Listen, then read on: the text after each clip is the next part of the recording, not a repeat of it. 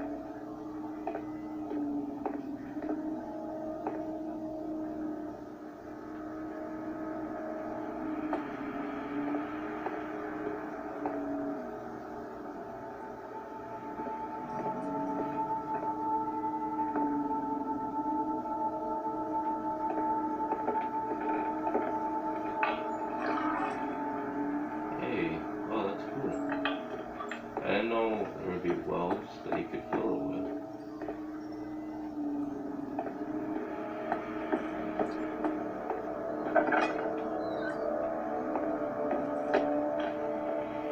And again, where's that apparatus in all seriousness?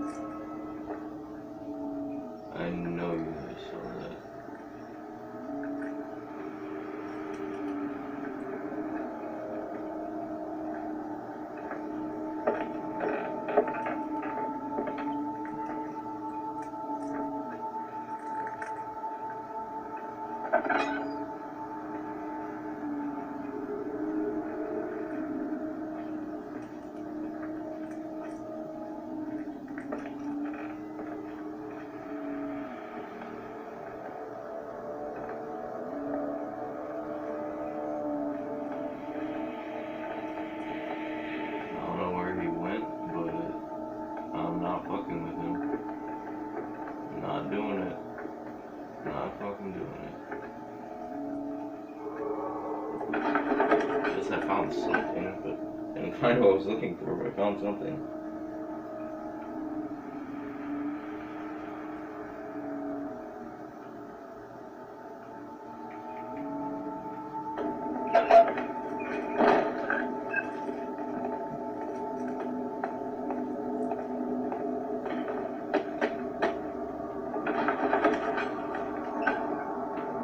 It has to be in the laboratory. Where else would she fucking find the apparatus? It has to be in the laboratory. It has to be.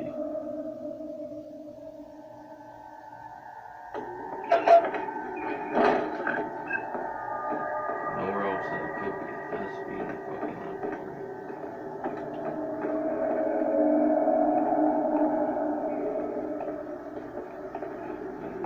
Downstairs there.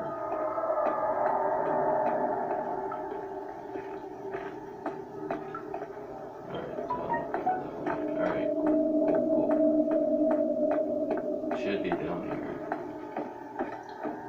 I don't see why it wouldn't be.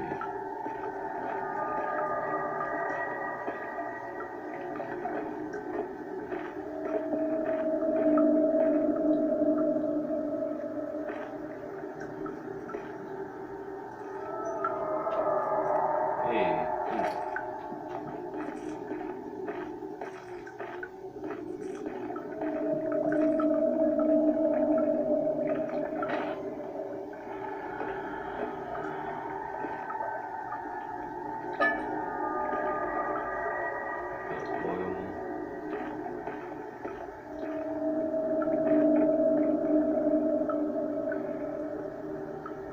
Okay, yeah, here it is.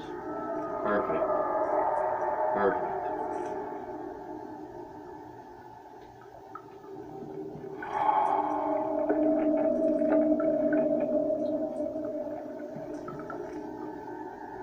What?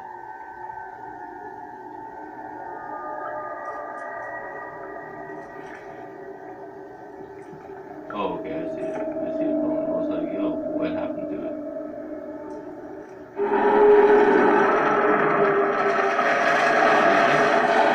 What's going on? Excuse me?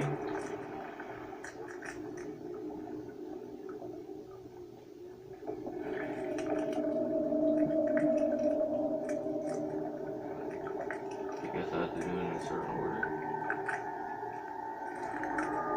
Turn on the garbage first.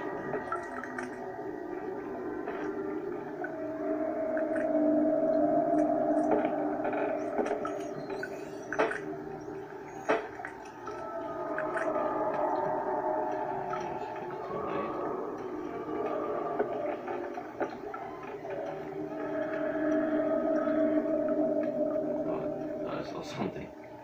Thought I saw something. What do you mean? Right there. Huh? Yeah, that's not it. Alright,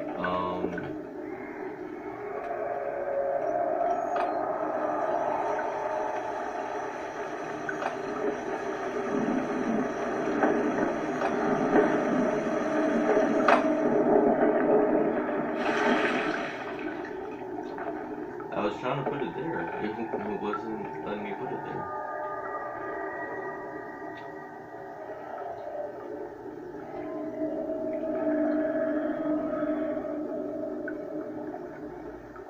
How do they want me to put it?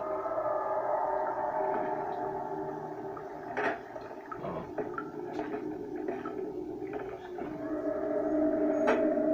Let's try this again. I think I figured it out. Because I thought with that weird goop shit that you couldn't go there anymore. I thought that's what they meant. Auto acid. Alright. Found it.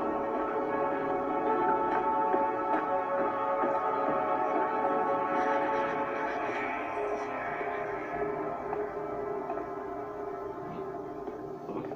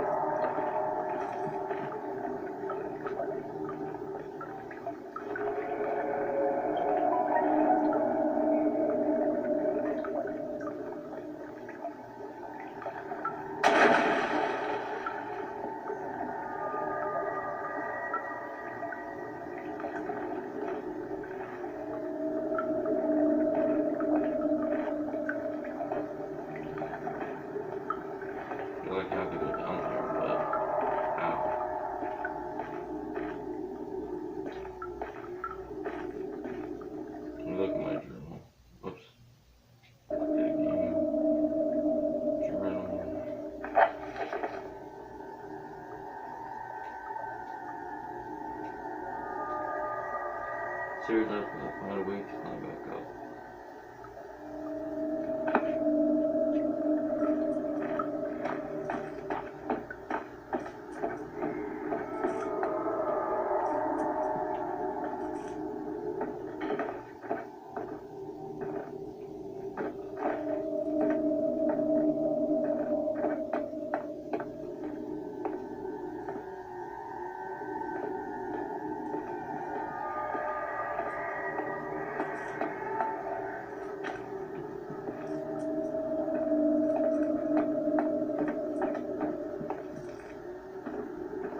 Maybe I have to grab some of the boxes. Something. I just saw a roach.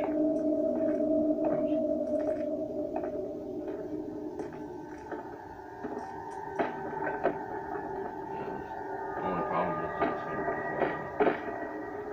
Maybe I have to grab one of the flat boxes.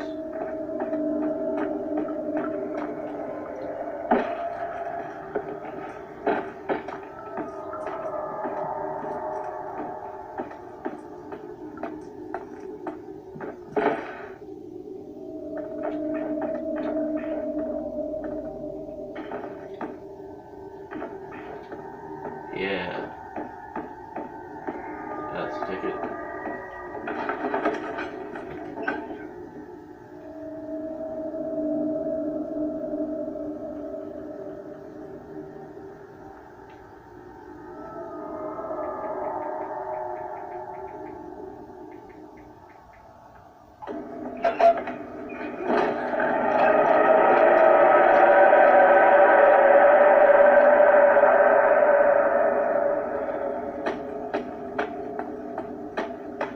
Shit's fucking everywhere. Pretty sure I have to use it. Actually, which way do I have to use it? Or can I use it multiple times?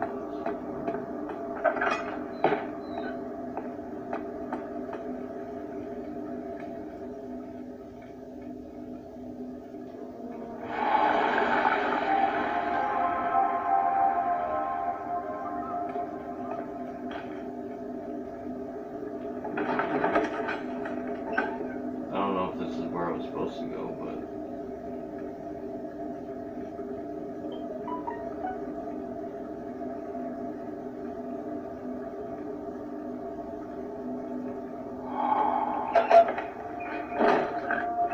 This level was first called Distillery, and if you check the data file, it's still named as such. Now, for some reason, I told Mikke, a writer, that it was called... Yes, and there's a good reason for it. But you can light the lamp now if you wish. What's the reason? For the darkness, that is. Stay close. Be careful not to stray. What's the reason? Why is it so dark? Pay attention, Daniel. It's important that you keep going straight and make sure not to stray.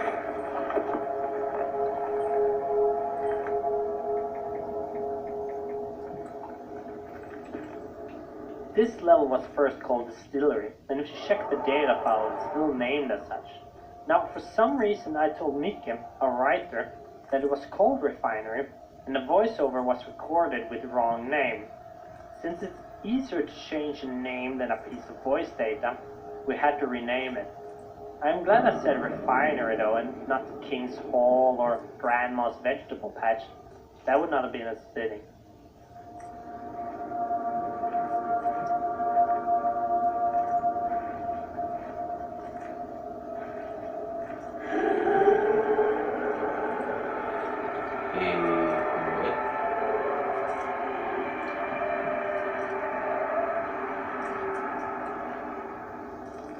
I can't even fucking look at them. That's interesting.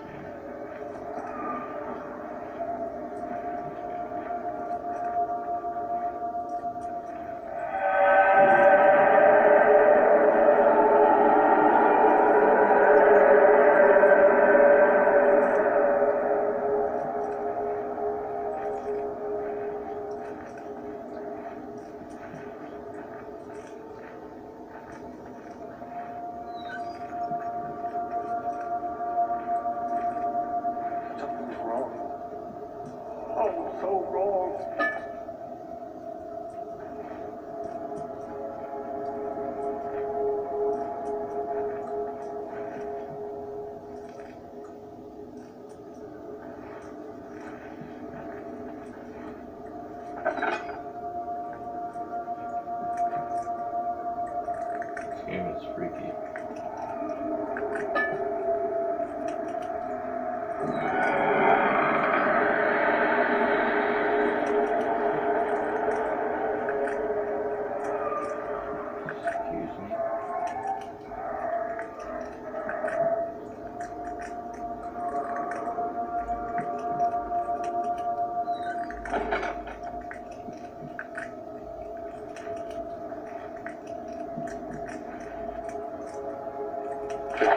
June 1839.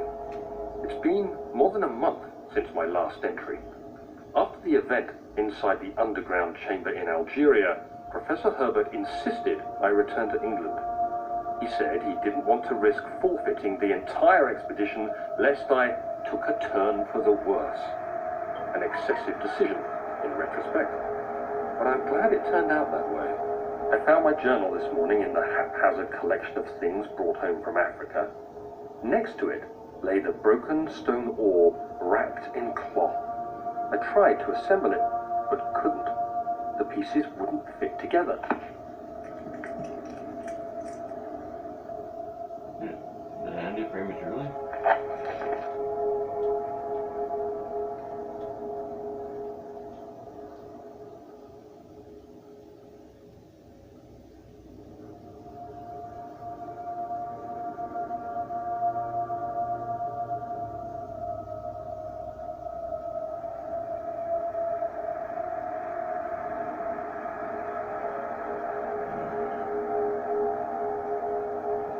Put together as if they weren't from the same object. Could I have imagined all? Was there ever a complete orb? Okay, yeah, it did end it slightly prematurely. Few cuts and bruises. Sanity is not doing so well. Not doing so well.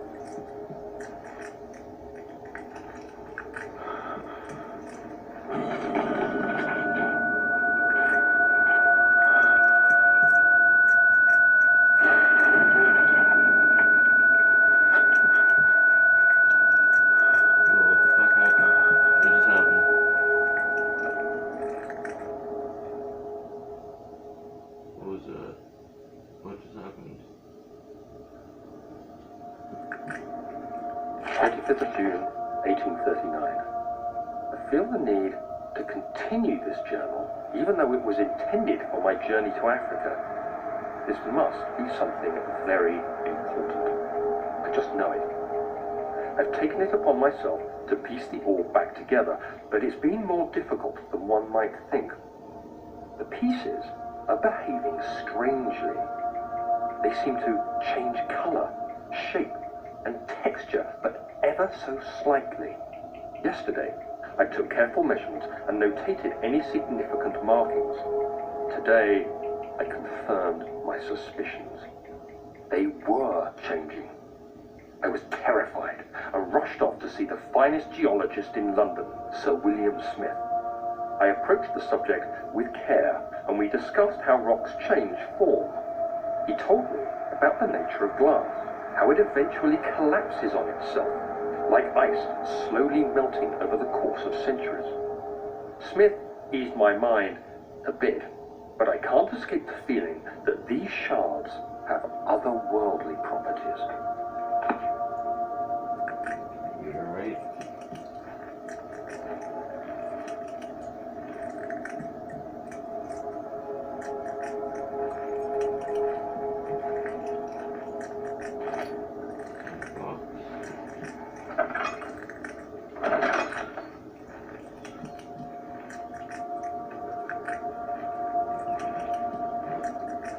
think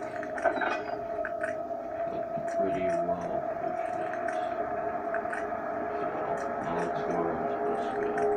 Which is behind here.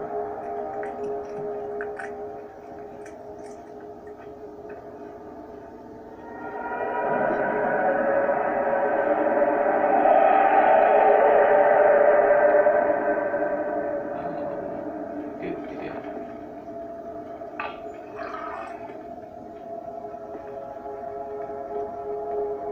The end puzzle with the crank and pulley contraption was a tricky puzzle, not to create or on a technical level, but purely on a noticeable level.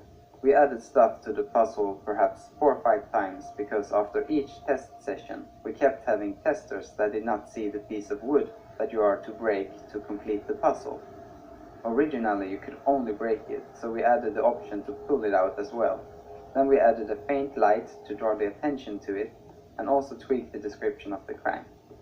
After that we added so that when you pull the crank there is a bit of dust falling from the piece of wood, and we also did a slight change in the angle of the piece of wood and changed the color and the texture, all to make it as notable as possible. So the question is, did you notice the piece of wood? No, I did.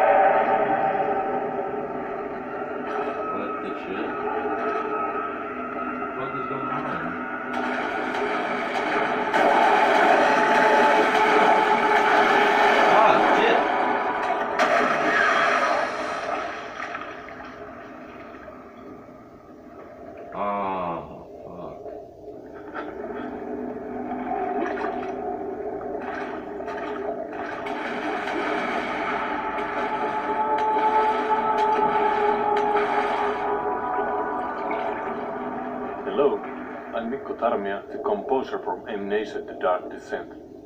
You may have heard my music before if you played the Penumbra game series, and I did a couple of tracks for Penumbra Tech Demo too. So this is my 5th project with Frictional Games, and I'm happy to be a part of the team. The Guardian monster has its own musical theme, which you can hear in many situations in the game, in which the Guardian is not physically present. Actually, it's more like a noise sound than a certain melody, and I played it with my bassoon. The theme has many forms, and this one is almost a direct sound coming from the instrument.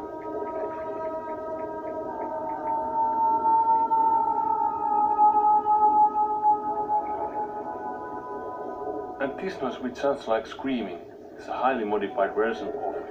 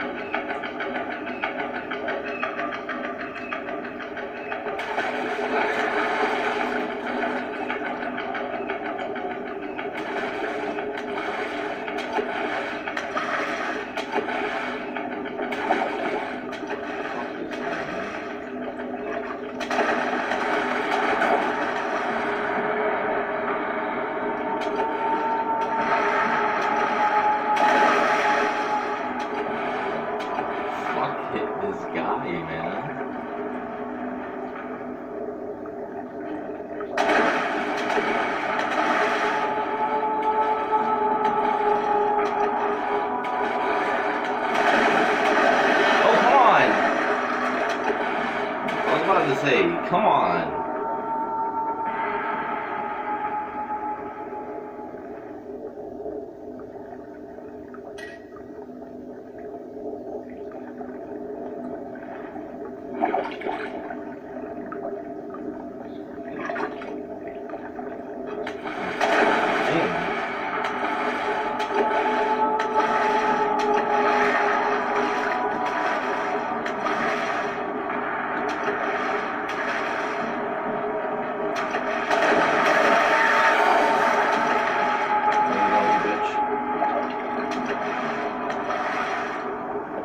Creature in the water, affectionately called Lurky here at Frictional Games, did not have a sense of sound.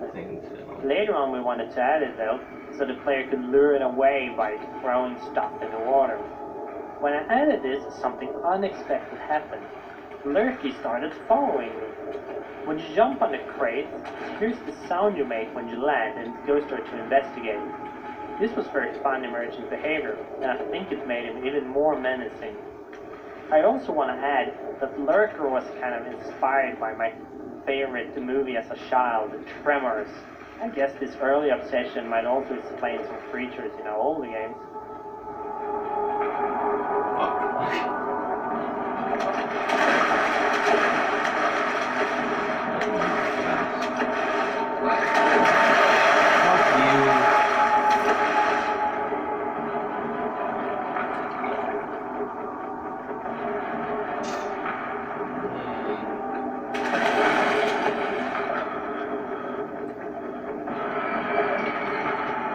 Dark red, you can't even see shit.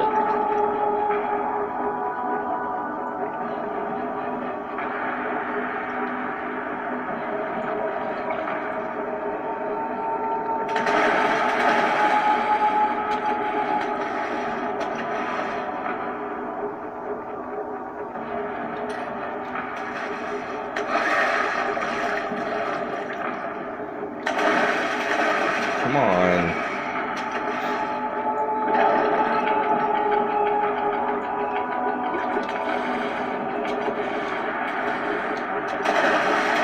Move! Fucking dickhead.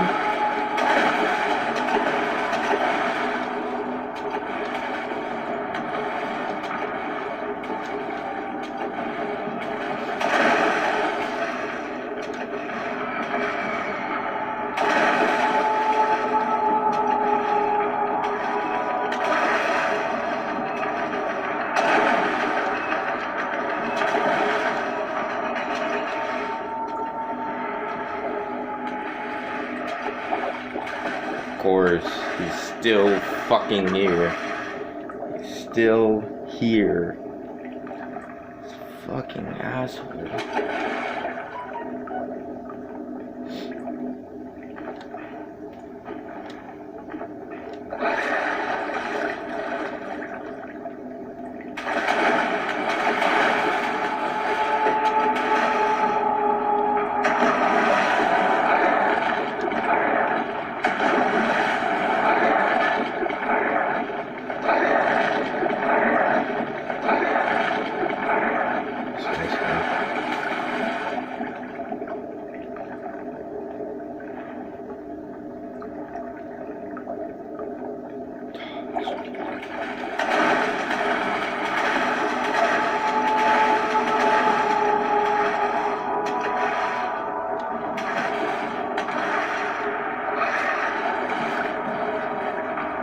Where's the switch?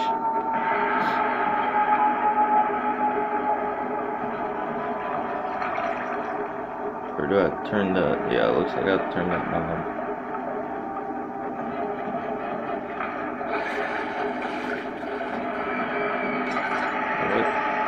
That's all I need to do. How do I throw it?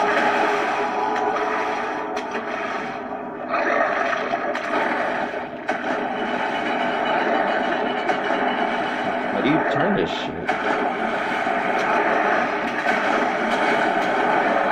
There's two of them? You gotta be fucking kidding me. You gotta be fucking kidding me.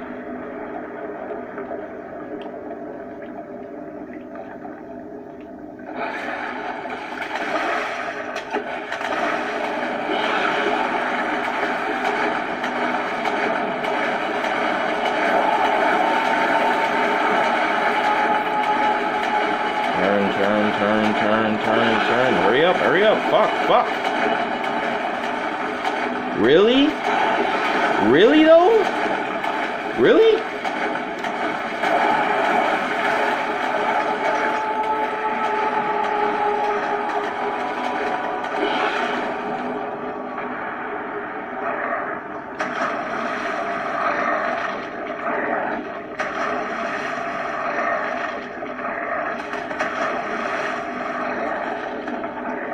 What do you mean it's fucking locked? What the hell is this? Oh.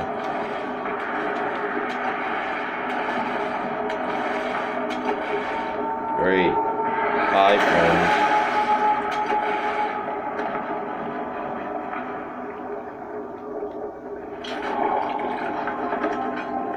Fuck that guy. Goddamn terror.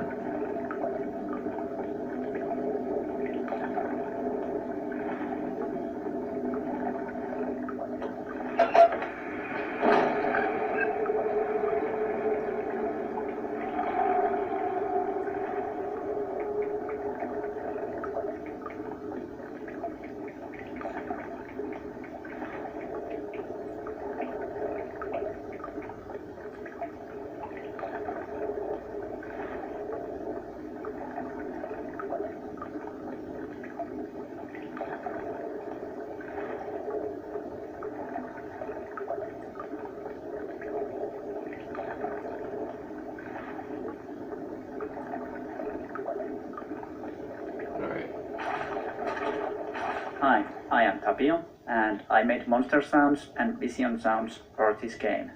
Yeah, I just love this monster. I think it was pretty fun to make because there was underwater sounds as well as sounds from the above. I think I wanted it to sound like a very big monster, but still very fast. And I thought that voice itself needed to be high-pitched screaming because water is splashing around and messing other sounds. Actually, a great example is the attack sound where there is big water splash as it jumps from the water. At the same time, you can hear a short scream sound which is made from the cat sounds. And I think it works great. I think other great sound is when it's just eating in the level. You can hear it eating meat and hear the bones crashing under the water. I made the eating sounds by walking in the water and breaking dry wooden sticks. The sound itself didn't need much processing or editing because it sounded almost like you hear now. Well, this is Water Monster, so I recorded lots of water sounds. For example, bubble sounds are made with a watering can, which is sunken in the water. And when it's chasing the player, its movement is made by a big rock, which I just threw in the lake. It feels like it's running after you or hitting its big hands on the water. I think there's lots of power in this monster. This level is the high point of the lurker build-up, which sort of started in an entrance level with the slime appearing. It's supposed to be a sort of roller coaster ride and is designed to be easy enough to be completed on the first try. Yet, it should also be stressful. Many of the things in a level that seems like you barely make it are just scripted to be that way. But it's nothing you notice because they're blended in with the truly deadly stuff.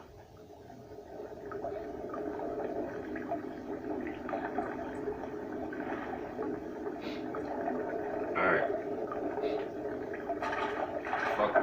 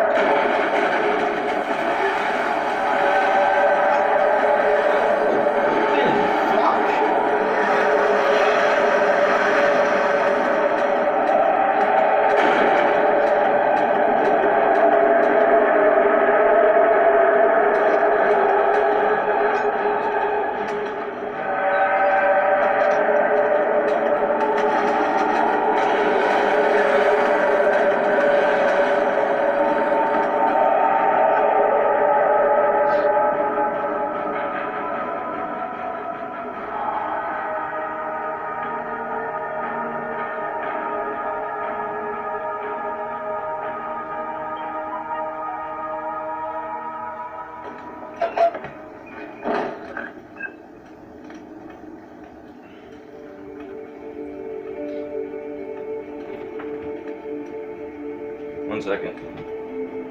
Play some school though.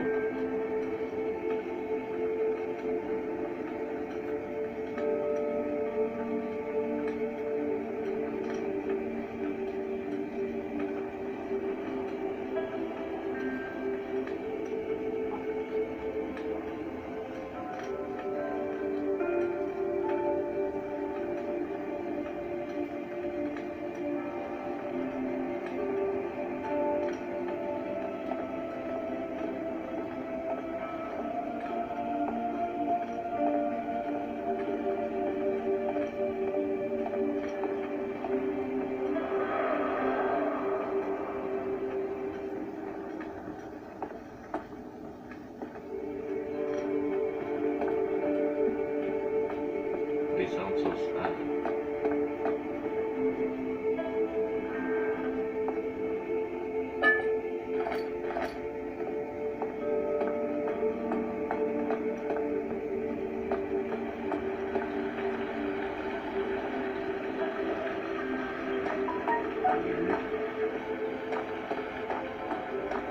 This is the second hub level of the game, and is supposed to give some contrast to this stressful lurker encounter.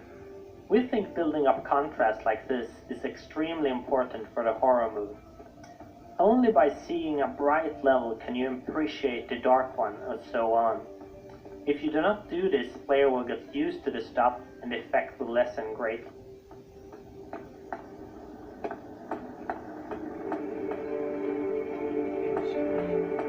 In the original pitch, Herbert was a fairly important character, but it didn't really reflect in the games, so we tried a few different things to incorporate him, but it never really made any sense. Herbert was important to Daniel's background, but in the end he didn't have any impact on the story happening right now, that is, the conflict between Daniel and Alexander. So most of his things was cut during the last stage of production.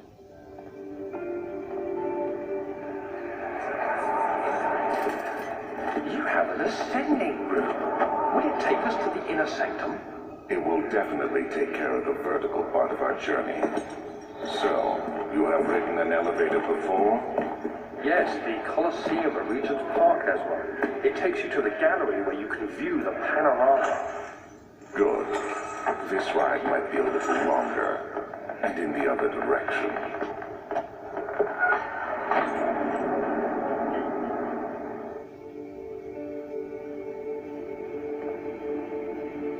When I first started working on the elevator, I had detailed concept art as base for my work. This is both a blessing and a curse. Concept art saves a lot of time for us artists, as we just have to copy what we see in the picture, but it also takes away some fun parts of our work, as we don't have to design anything ourselves. In this case, the concept art was very detailed and there wasn't much to change. However, I noticed that the roof part on concept was dark and dull. That's where I could add details of my own. I added the patterns to fill out the empty space. I wanted them to fit with the eastern feel of the elevator and took inspiration from Arabic windows. In the end, it's not a very big addition, but it adds to the overall impression of the elevator as something exotic, but doesn't really fit in with the blue-gray stones of Brandenburg. I think I'm gonna go in the opposite direction where I'm supposed to go. Just so I can find some shit.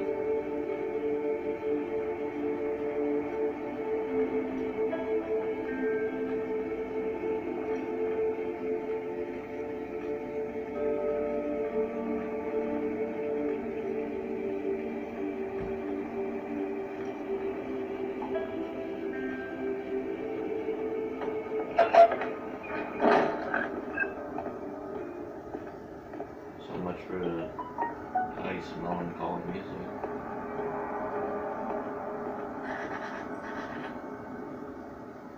You right in there, Daniel.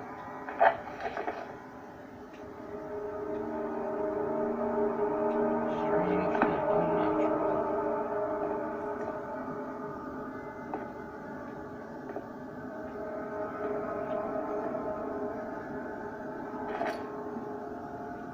Again, there's a lot of elements here working together.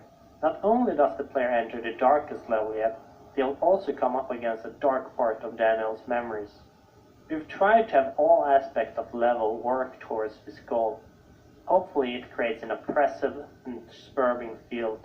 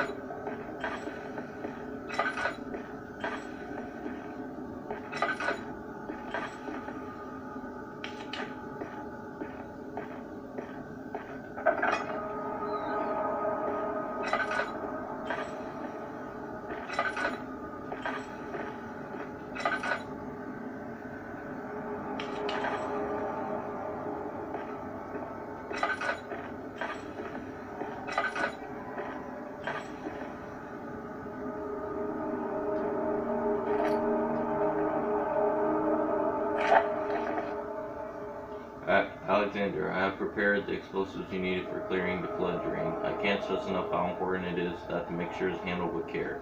Please try to tell your feather-brained servants this before you go ahead with your plans. Liquids are not by themselves explosive and should be kept separated to avoid further mishaps. I have arranged 2 large vats in the next room for the ingredients. All you need to do is mix the liquids and you're ready to go. Interesting.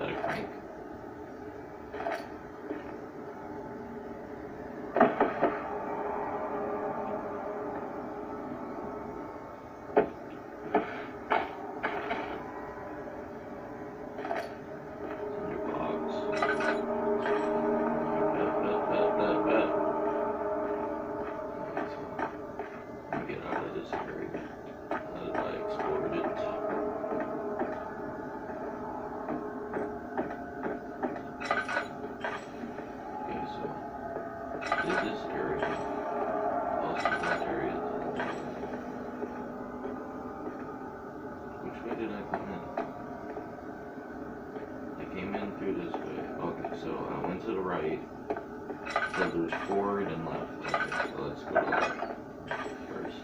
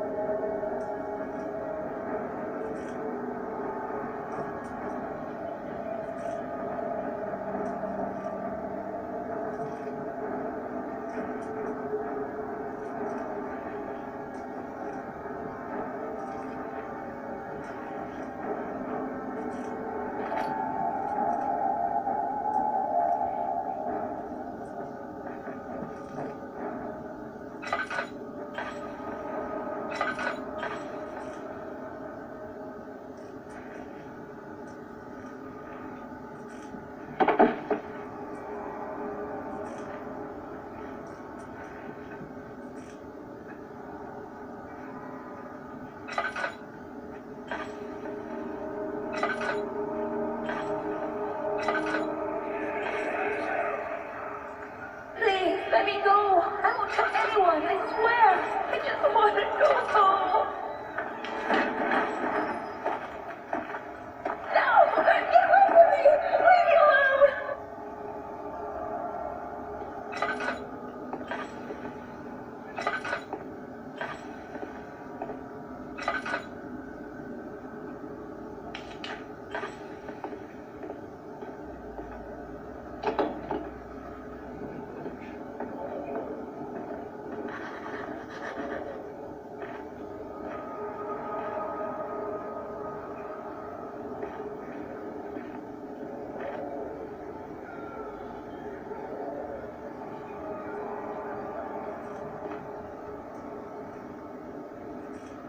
But I didn't see that on the ground. Okay,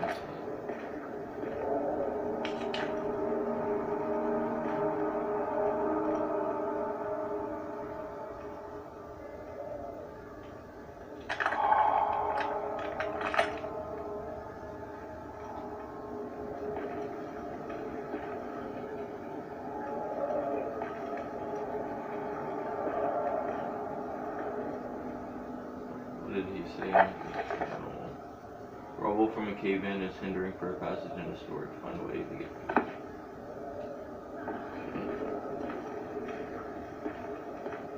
See, not using that thing.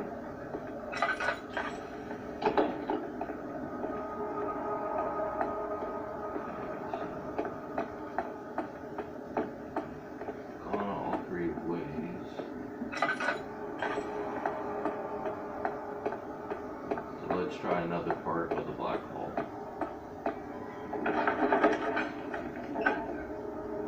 Back hole, whichever you call it.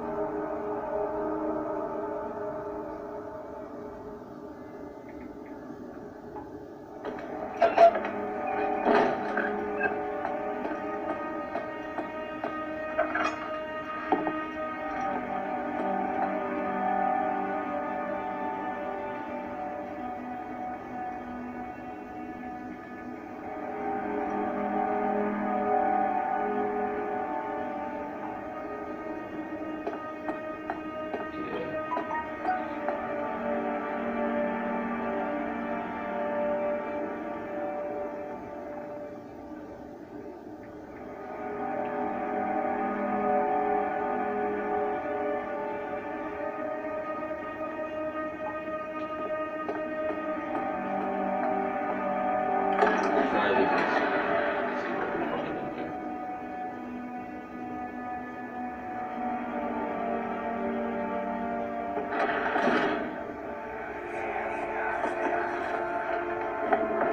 My journal is gone.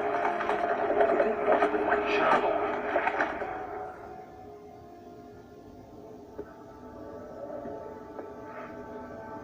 Daniel is a pretty complicated character to write for, as we didn't want the player to feel that they were losing control by having feelings imposed on them. After the amnesia kicks in, everything which is Daniel is essentially gone.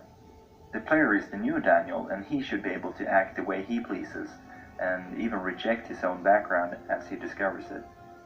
That is why everything concerning Daniel is flashbacks.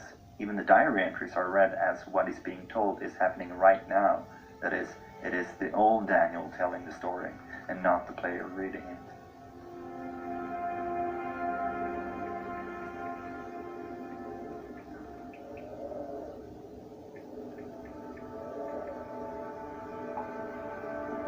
In this room, everything is connected to destruction and home. This was Daniel's home as Alexander's guest, and the diary entries are about Daniel being home in London and things falling apart. These sort of connections are not something that we want the player to get. Rather, it should end up in the subconscious and work towards building the mood. Also worth noting is this focus, as explained in the commentary of Wine Cellar, where I want the player's attention on a certain aspect. We hope this makes the story clearer. The idea is to slowly build it up, one part at a time, giving the player time to digest and think about it. See?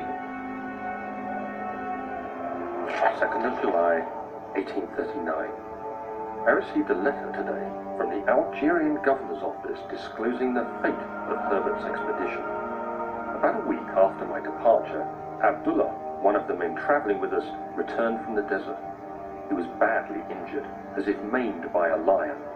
The man rambled deliriously about the expedition being attacked by something horrible. The French quickly dispatched a search party to look for the expedition. After searching for days, they found the camp abandoned without any trace of Herbert or his men. Tomorrow, I'll retrieve the things they recovered from Herbert's tent at the customs house. I don't know what to make of it, but I'm worried for him.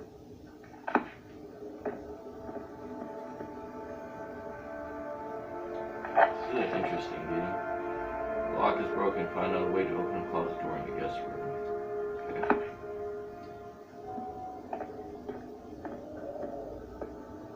If you listen to the music tracks more carefully, you may find that characters have their own musical themes, which can usually be heard when you read papers during the game. These themes appear in many variations, so it's not always so easy to recognize them immediately. And in the end of the game, some of these themes will go quite insane. Oh, and that's Daniel's theme, which you can hear in the game's menu screen. Let me play it to you with piano.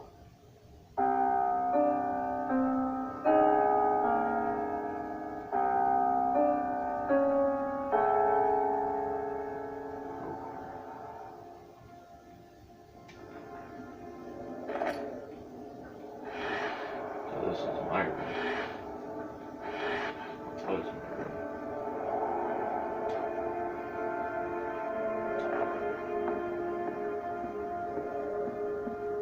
When we create props, we usually have concept pictures or reference images to look at when modeling the object, just to make sure it stays within the art style that we are going for.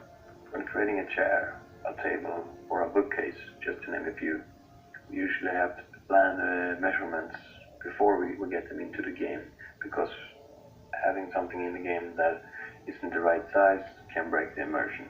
But sometimes you have to cheat that and test it out, because the camera perspective can really trick you. I have the perfect example of the camera tricking you sometimes. Take out the lantern in-game and look at the wall or an object in the same height as the lantern and try guessing how big the lantern will be next to that object. Then walk up as close as you can to that object and compare. If you got a good example out of this, you see that the hand and lantern is in fact very small, but it feels right when it's close to the camera. But we don't want to go on gut feeling on the measurements of every object. That could really get out of hand quickly, and a lot of things could feel out of place. So it's basically a matter of changing the scale if it feels weird. When modeling the prop, we try to make it as close as the reference images as we can, or if we've got a sketch, that is. It's often a quite simple process that usually doesn't take that much time, but it completely depends on what it is and if the sketch we have are detailed. Before giving the model a texture and working on that, we need to create a UV map for it. A UV map can best be described as an image with painted and edited details to it that is wrapped around the object. So the texture for a cardboard box, for example, would look like a box that you have unfolded onto the ground. After the UV map is created, we start to work on the texture. And here, we usually start with adding untouched materials like wood or metal, and these are from free photos found on the internet. We also paint in dirt in corners, highlights on the edges to enhance them. We can also bake and add an ambient occlusion map to the texture, which is basically a process where the computer calculates where the texture should be dark and where it should be light. We often generate a normal map based on certain details in the texture. Normal map uses light to add bumps or dents without using more polygons on the object. For specular maps, we use the red channel for the intensity level of the map and the green channel to determine the power of it. After all the textures are done, we export them to collada format and import them to our editors. There, we set material values, create bodies for collision, and stuff like that. 3rd of July, 1839. Today I picked up Herbert's things at the customs house. I dug through the trove of documents he had carried and found a log detailing the expedition. The nature of this text ranged from quick notes to colourful accounts of transpired events. I I skimmed the pages, trying to figure out what might have happened. May 17th, the day I was trapped inside the orb chamber, Herbert dryly states, "Recovered Daniel after 1 hour of entrapment." This confused me greatly. I was suffocating within minutes. How could I have lasted an hour? I continued reading the peculiar text. Herbert states his facts without judgment or passion, but suddenly I could read frustration into his text. He pushed his men to investigate the underground tomb, an effort which seems to have strained the minds of his men. Madness spread through the ranks, and Herbert had to take some extreme measures to continue. He finally visits the chamber himself, where he retrieves the orb to the surface. His account confuses me greatly. If he has the orb, what are those pieces in my drawing room? Good question.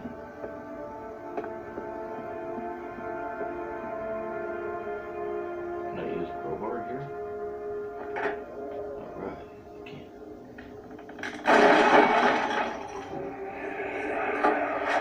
The key. Please, let it be here. Key.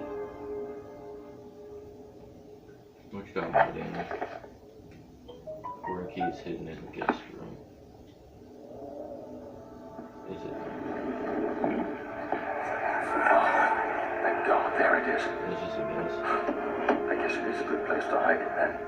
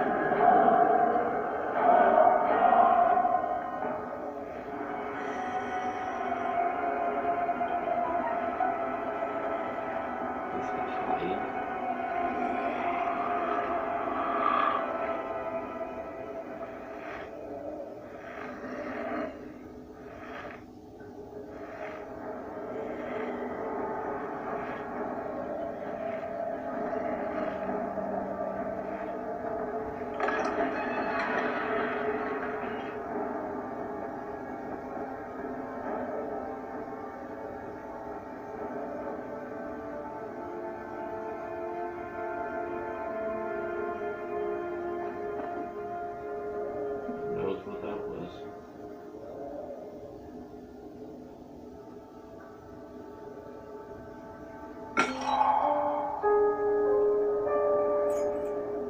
With the machine room.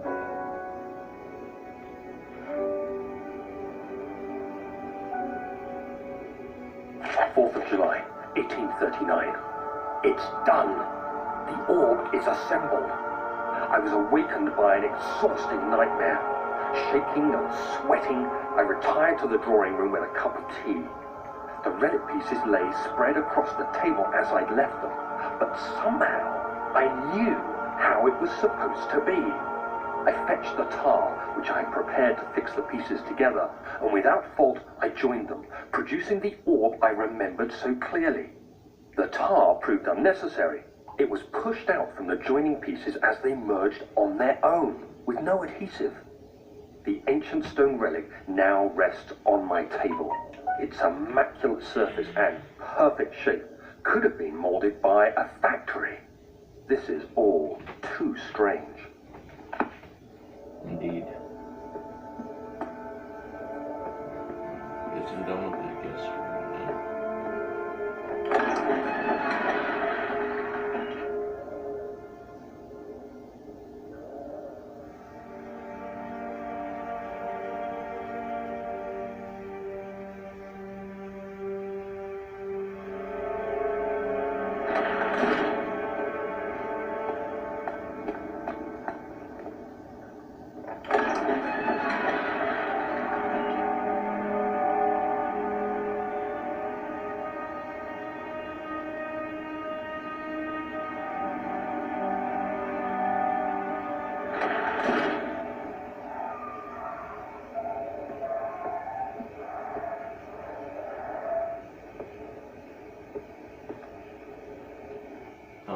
the fuck that sound was, but I tried to ignore it for now.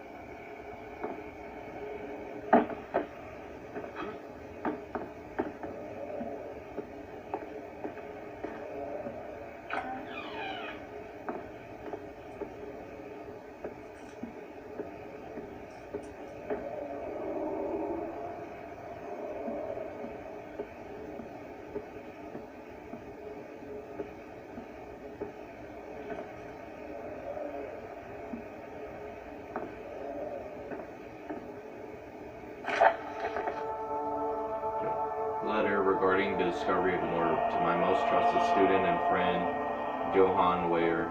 The most remarkable thing happened as I was traveling through the Prussian woods this summer. I finally found one of the orbs I've been looking for the last 20 odd years. It is inexplicable as the Helodromus described it in the Ortus Conclusus. It was as it was told about, an underground Morathic temple crowned with unearthly artifact. The orb was big enough to fill my cupped hands, and the texture was smooth and jagged.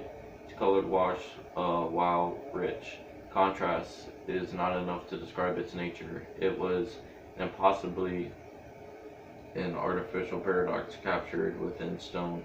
I was staying in a nearby village called Alstad, investigating one of the antique trails, and I finally found the cavern. I went inside, and suddenly I could verify the truth of these enigmatic artifacts that were real. As you can understand, this is the most important discovery of my life, but it has also become my greatest fear. As I entered the underground chamber, I could feel that I was trespassing. Because of my curiosity, I did my best to fight these instincts and fetch the orb from its place. I scrambled out of the chamber and into the woods. I could sense something was following me. It bayed loudly as it closed in. The beast, this guardian of the orb, was relentless in its pursuit. I made my way to a nearby ravine where I stumbled upon some men fishing in the lake. I tried to warn them as I passed, but fortunately they remained as I continued my escape. When I heard their cry of pain echo through the valley, I felt such a tremendous sense of relief, thinking I would be spared. Suddenly, a blue shimmering light engulfed me, and the colors of the forest were washed away before my eyes. I kept running through the bleak surroundings. The trees had been turned charcoal black with the leaves of cinder. The ground covered in murky water. I pressed on through the drenched land as the glowing ember gave way to the rising wind and rained on me. I could hear pleading screams in the distance, and I joined in as pain and fear overtook me. I fell to the ground, gasping for air. This certainly must sound strange, but I have been carried miles across the Alps to a grassy field outside Genoa. The guardian had taken the orb from me, but still, until this day, I fear its return. Sometimes I lay awake at night listening for the howling cry I heard in the forest. It has been nearly a decade since that day, and I still haven't been able to write about the incident.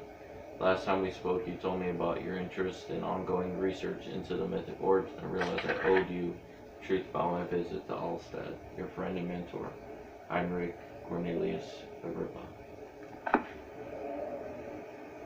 Yeah, it's quite a story.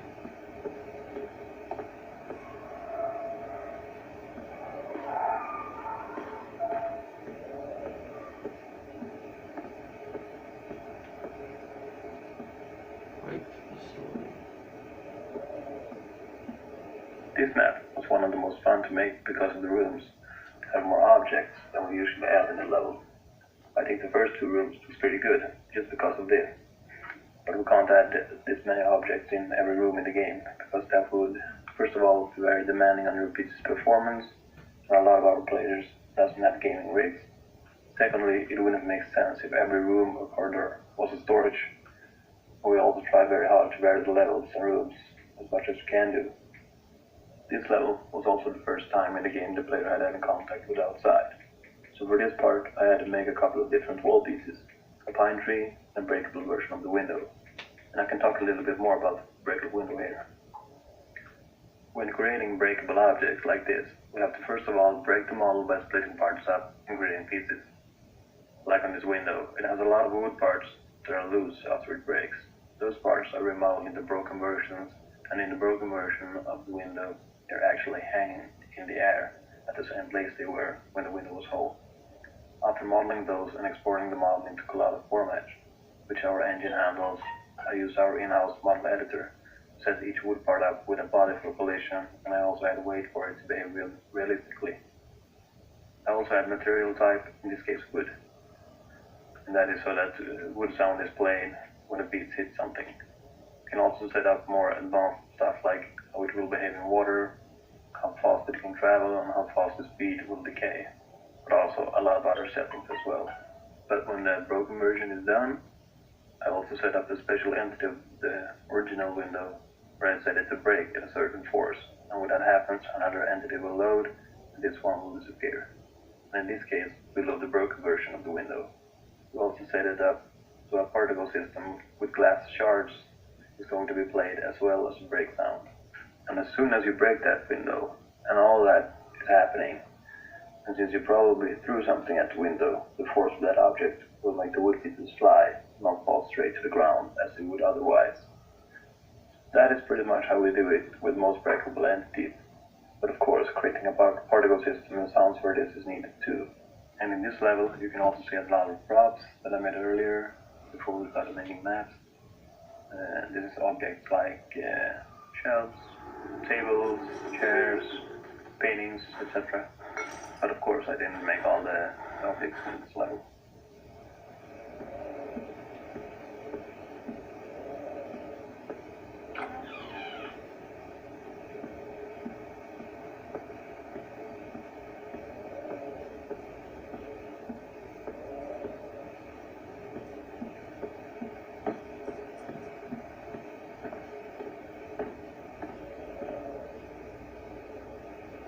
Chambers of the human skull.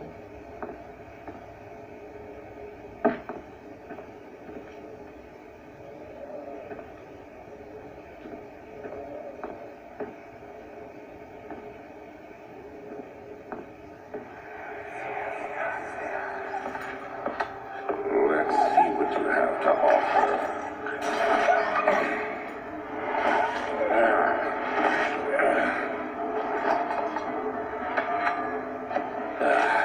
What a mess.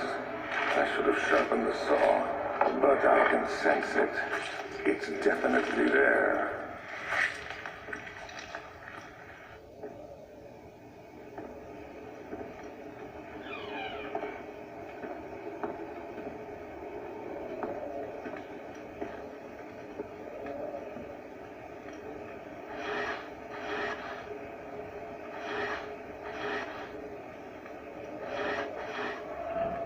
Damn it.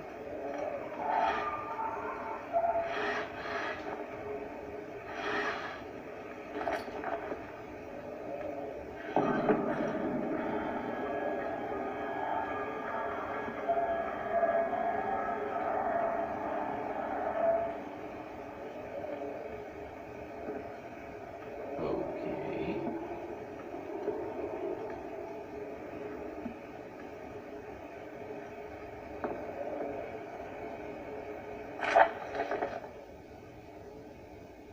(1658) January 9th. Further disappointment, the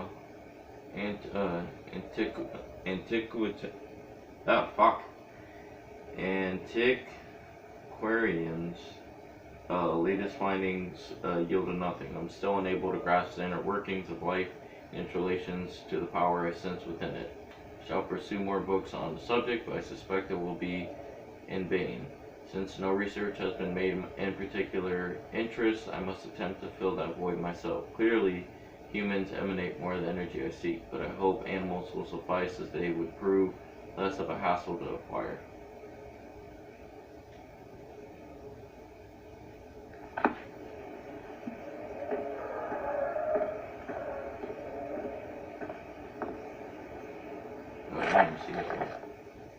Canis lupus familiaris, 1658, April 12th. After a short study, it is clear that the agitation found among humans can be found in the dog. Fear and pain induce stress, which seems to trigger endogenous response, causing the animal to burst with energy. I believe that the catalyst is produced in the brain. It's difficult to determine exactly where and what it is, but I can sense it. It reeks of cosmic genus. There is an inherent problem in harvesting this energy since the creature is bound to die from the exercise. I must refine this process of torture to enable any real work to be done. More experiments must be performed, but it seems that only human beings are able to produce the amount necessary. It might be their ability to appreciate the severity of the process that ultimately augments their experiences of terror.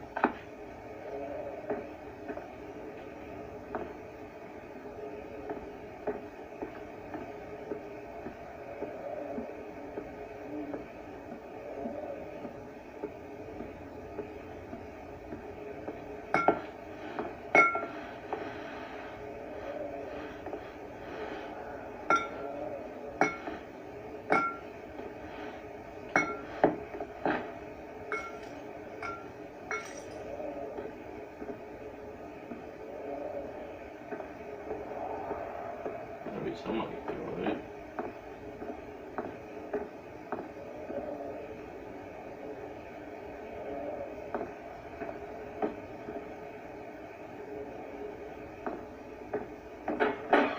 Damn it.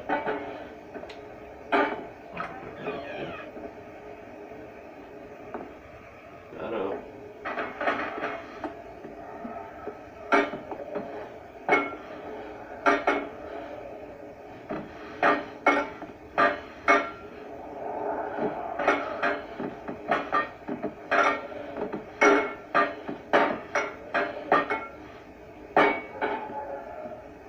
Okay.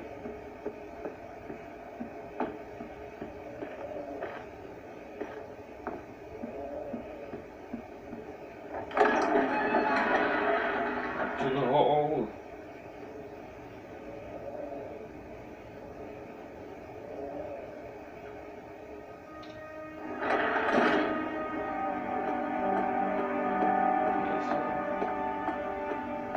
Been in all three areas.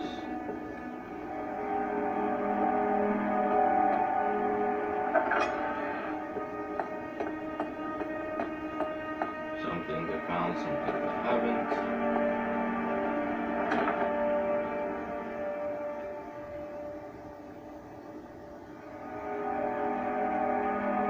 Is one of the things. Oh, yeah, I haven't found anything for that. No, I did find the hand drill, but that doesn't work on that apparently. But I can go into the machine room.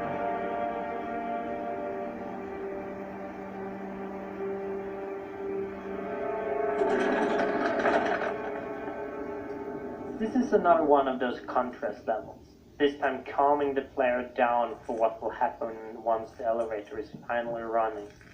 The map is still dark though, giving a bit of foreboding for what is about to happen.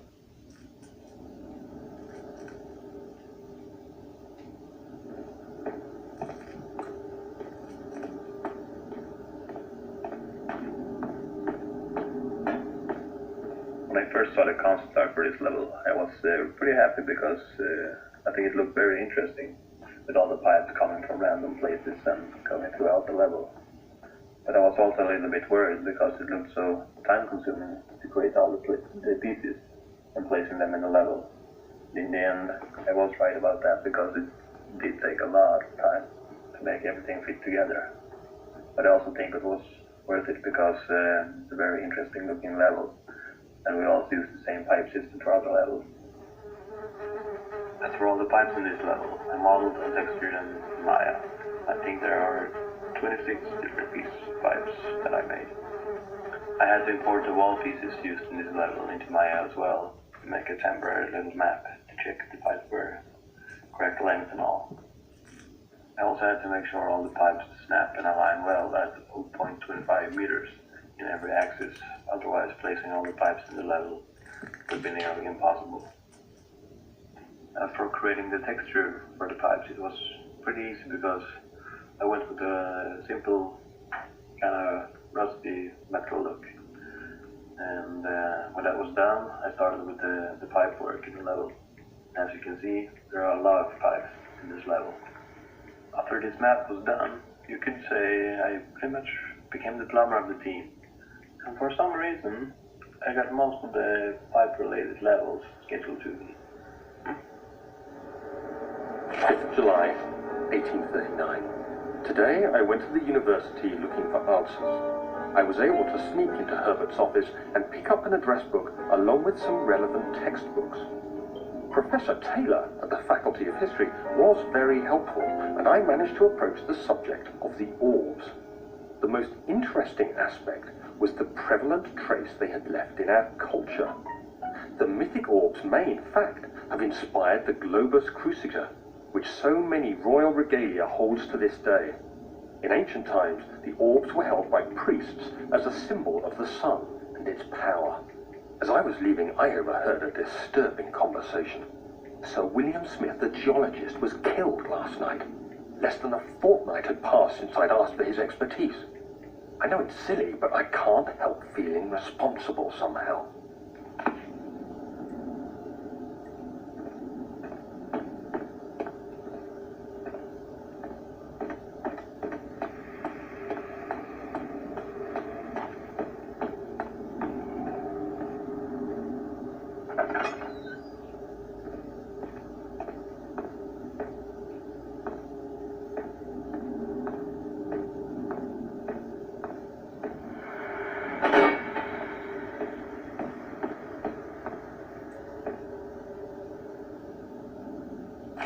July 1839.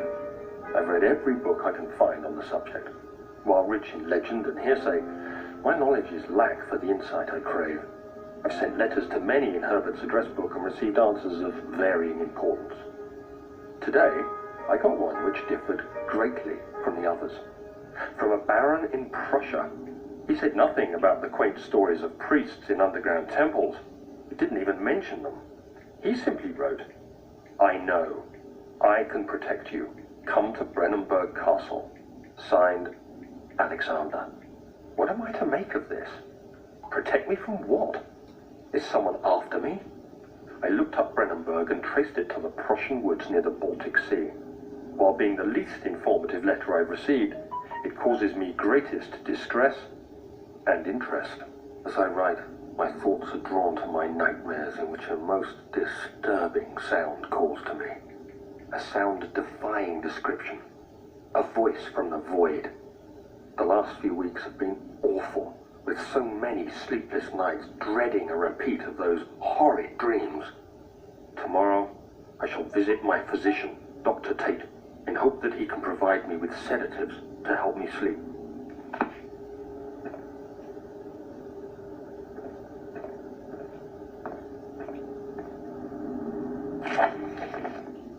Note that there are only 2 spare rods left in the storage for the elevator machinery. Make sure to not only discard the ones which are badly damaged and keep the others in the inner study rooms in case all 3 would crack again.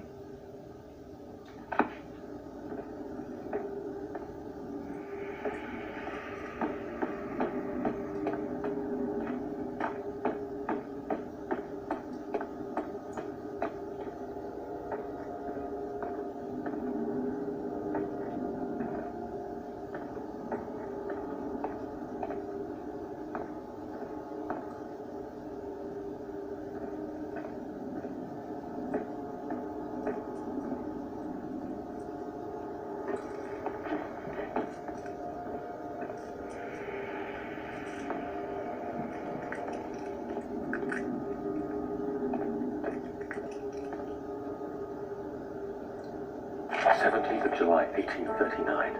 How has this escaped me? They're all dead. Limbs scattered, heads split down the middle, their skin flayed as if boiled. I feel like I'm falling into myself. What's happening? Sir William Smith, Professor Taylor, now Dr. Tate. Is it following me? How can it not be? It's the damn thing I brought from Africa. Something is after me. I have no choice but to trust the Baron. He better know what he claims. If he is wrong, I suspect he'll regret it as well.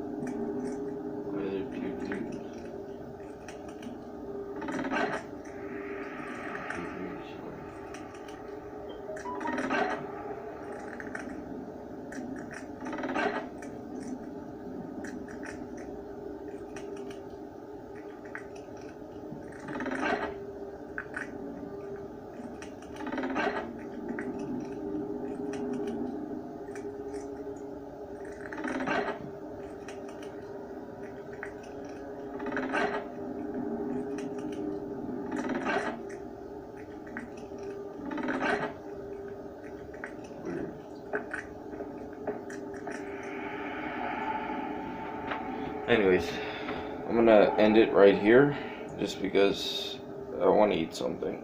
So I'm gonna end the video right here, and I'll pick up from here next time. Thank you for watching. See you guys next video. It's been pretty weird. Shit's getting weird. But see you guys next time. Peace.